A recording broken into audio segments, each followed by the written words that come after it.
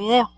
Aquí voy a explicar el desarrollo de dos ejercicios que he realizado y hacen parte del componente evaluativo de la tarea 1, curso de cálculo diferencial. Mi nombre es Adriana Parra Beltrán, soy estudiante de Administración de Empresas en la Universidad Nacional Abierta y a Distancia, SEAD José Acevedo y Gómez de Bogotá. El primer ejercicio por exponer se trata del ejercicio número 4 de mi desarrollo. El tema aquí son progresiones aritméticas y geométricas.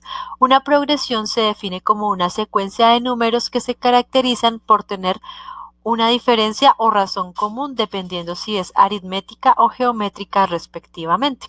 Se solicita obtener el enésimo término de una progresión aritmética dada.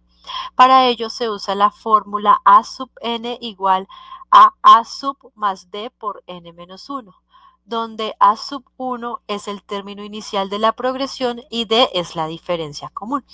Con los datos del problema probamos que a sub 1 equivale a 4 y que la diferencia común equivale a 7. Reemplazamos los datos y vemos que a sub n equivale a 7 por n menos 3. Por otro lado, también se solicita la suma de los 10 primeros términos.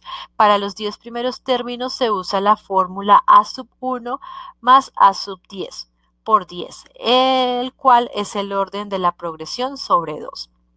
Obtenemos el valor de a sub 10, el cual es 67. Al reemplazar los datos tenemos que la suma de los 10 primeros términos equivale a 355.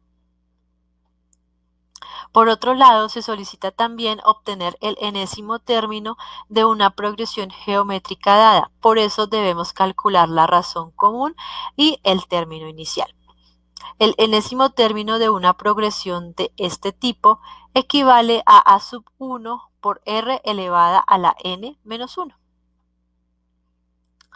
De acuerdo con la información del problema, se tiene que el término inicial equivale a 3, mientras que la razón común es 2.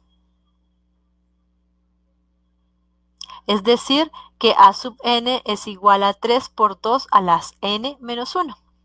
Se aplica ahora la fórmula para los n primeros términos de una progresión geométrica, la cual equivale a sub 1 por la división entre r a la n menos 1 sobre r menos 1.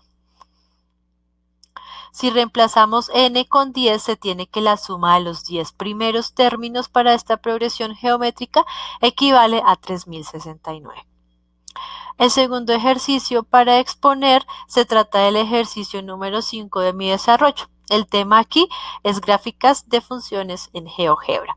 Se solicita graficar a través de la herramienta web GeoGebra la función f de x igual a menos 6x más 3, donde x es mayor o igual a menos 1 y menor a menos 5, y menos x al cuadrado menos 2 para los x mayores o iguales a 5 pero menores a 2. Aquí se ilustra la gráfica que se produce en GeoGebra. Por otro lado, se solicita determinar el dominio y rango de dicha función. El dominio equivale a los elementos de x que varían desde de menos 1 hasta 12, pues dicha variable no puede tomar otros valores de acuerdo con las condiciones de la función a trozos. El rango equivale a todos los elementos de y que oscilan entre menos 146 y 9. Estos valores extremos se obtienen evaluando en los valores extremos de x. También se pide determinar la intersección de la función, tanto para el eje y como para el eje x.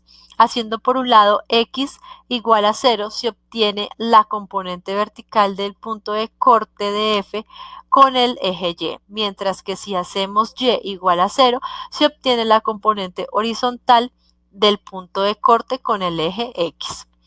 Desarrollando esto, se encuentra que f se corta con el eje y en el punto 0,3 y en el eje x en el 1 sobre 2,0.